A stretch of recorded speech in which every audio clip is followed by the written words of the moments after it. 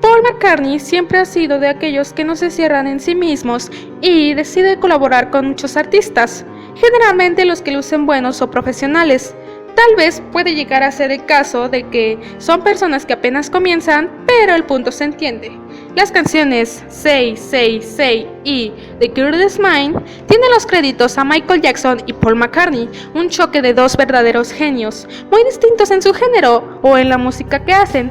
Podemos ver en los videos anteriores que su relación era fresca, cooperativa y las canciones bastante buenas, pero de pronto ocurrió la tragedia.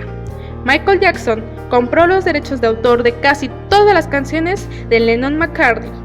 No sé mucho de este tema, pero ya lo investigué, así que se los voy a explicar.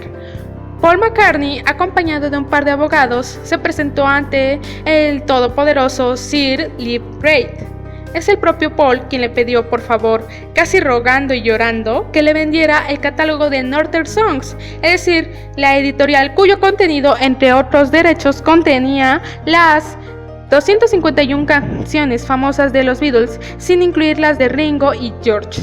Live Great dijo que no, que solo estaría dispuesto a aceptar la venta si Paul comprase toda la ATV Music, toda la editorial que incluyen algunos derechos televisivos, $40 millones por el paquete completo. Paul le pidió 5 minutos y corrió a llamar a Yoko desesperadamente. Le propuso que pusieran la mitad de esos 40 millones y así recuperaría las canciones de los derechos de John. Yoko Ono le contestó que en absoluto estaba interesada en los derechos de esas canciones. Paul volvió a la reunión y amenazó a Live Great. Él no asistió. 2 días después, McCartney, con la intervención de los abogados de Yoko, interpuso una querella contra Great y ATV Music Corporation por la utilización irregular de las canciones de los Beatles. Esto se lo contó a Michael Jackson, el gran negocio en comprar los derechos editoriales de las canciones de los grandes artistas. Jackson se quedó estupefacto. Vio como Paul McCartney se había apoderado de las canciones de Buddy Holly, de Carl Perkins y hasta de las canciones de Al Johnson. Sus 2 últimas adquisiciones habían sido los 2 primeros de los Beatles, es decir, Love Me Do y P.S. I Love You, que no habían caído en el contrato de Northern Songs.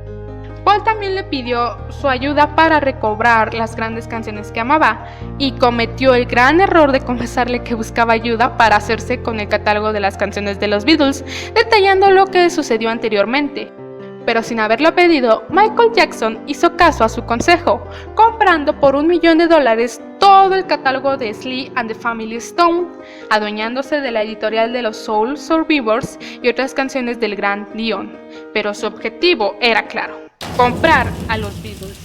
John Branca era el abogado de Michael, le advirtió que la adquisición no iba a ser fácil, porque una empresa de capital de riesgo llamada Holmes & Co., que ahora poseía los derechos de las canciones de los Beatles, era durísimo de eliminar.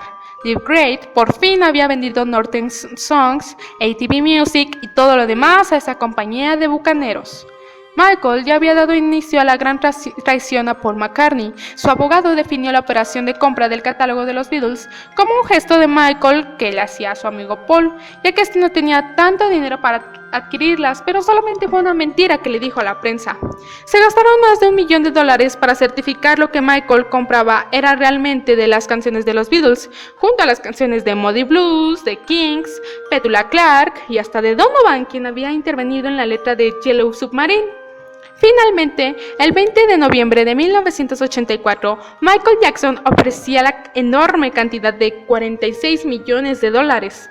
El primero en saber sobre esta oferta fue Paul, quien gritó de rabia y reconocía que no disponía de una cantidad así. La empresa siguió ofreciendo el catálogo de los Beatles a una poderosa compañía de Broadway llamada The Entertainment. Incluso contactaron con Richard Branson de Virgin Records. Hasta Yoko Ono llamó para interesarse por la oferta, pero se declinó. Gracias a Dios. Holmes & Co. ofreció The Entertainment el dichoso catálogo, esta vez por $50 millones, y los de Broadway dijeron que sí. Pero después prefirieron la oferta menor de Michael Jackson de $47,5 millones, porque era en efectivo, y la otra era compleja y con algunos préstamos interpuestos entre bancos. En resumen, 500.000 de páginas se contrastaron en el contrato final y oficial firmado el 17 de agosto de 1985. La noticia causó sensación mundial. McCartney se rindió abatido, conmocionado por la gran traición de su ex amigo, al que no lo había visto desde aquella conversación en Sussex, su granja en Escocia, y donde le dijo su gran consejo de comprar las canciones de antiguos cantantes. En su defensa, Jackson dijo a la prensa que las canciones le parecían perfectas, maravillosamente estructuradas y con unas preciosas melodías. Entonces, la pelea comenzó. Paul McCartney calificó la compra por parte de Michael como una traición gigante y declaró que crees que alguien es tu amigo y de repente llega y te roba la misma alfombra en la que te sentabas con él. Michael incluso descubrió cuáles eran sus canciones favoritas de los Beatles y la mayoría eran todas las de Paul. Casi. Era como una fría venganza los intentos de boicotear la compra del catálogo por parte del propio Paul. Lo curioso del caso es que la única canción que grabó de todas las de los Beatles fue la canción de John Lennon, Come Together. Luego de la catástrofe, Michael empezó a entrar en serios problemas monetarios, incluidos por su rancho Neverland y el dinero que debía pagar por las supuestas acusaciones sexuales que giraban en torno a su persona. Esto ocurrió en 1995, a 10 años de hacerse dueño de los Beatles, así que sin más tuvo que vender el catálogo de las canciones a Sony Corporation, su propia compañía discográfica, por la módica cantidad de $95 millones. Cuando Jackson falleció, se decía que en su testamento pondría que las canciones de los Beatles volverían a ser de sus dueños, pero nunca se garantizó nada. Y para finalizar todo este embrollo, tiene a Paul en algo que él llama la pesadilla asiática, ya que las canciones siguen siendo propiedad de los japoneses, porque además, para deshonra del gran coleccionista de objetos de los Beatles, que es el único traje que le falta, el vestido de satén que los músicos exhibieron en la portada de Sgt. Pepper's, lo tiene un millonario japonés y tampoco se lo quiere vender. Pero en buenas noticias, las leyes norteamericanas sobre copyright le otorgan el derecho de reclamar sus canciones después de 56 años. Según esa ley, Paul McCartney tendrá control absoluto sobre sus canciones en 2018. La mayoría de ellas responderán a los años comprendidos entre 1962 y 1964, aunque otras canciones que Paul reclama son de años posteriores, desde 1968 hasta 1970, pero estos derechos de autor no los podrá recuperar hasta el 2025. La denuncia de McCartney solo se aplicaría sobre el territorio norteamericano, puesto que en el resto del mundo seguirían siendo posesión de la empresa Sony ATV. Con esta medida, McCartney y sus herederos podrían conseguir más de 900 millones de euros a partir del 2018, algo que los herederos de Lennon jamás los recuperarán porque Yoko Ono vendió los derechos de autor a Sony para 70 años. En fin, un tema que me costó mucho explicar y entender.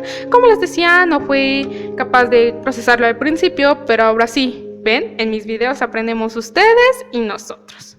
En fin, ¿consideras que hubo traición por parte de Jackson o solo fue un karma para McCartney? Déjanos tus comentarios, suscríbete a mi canal, compártelo con tus amigos, dale me gusta y nos vemos en la próxima.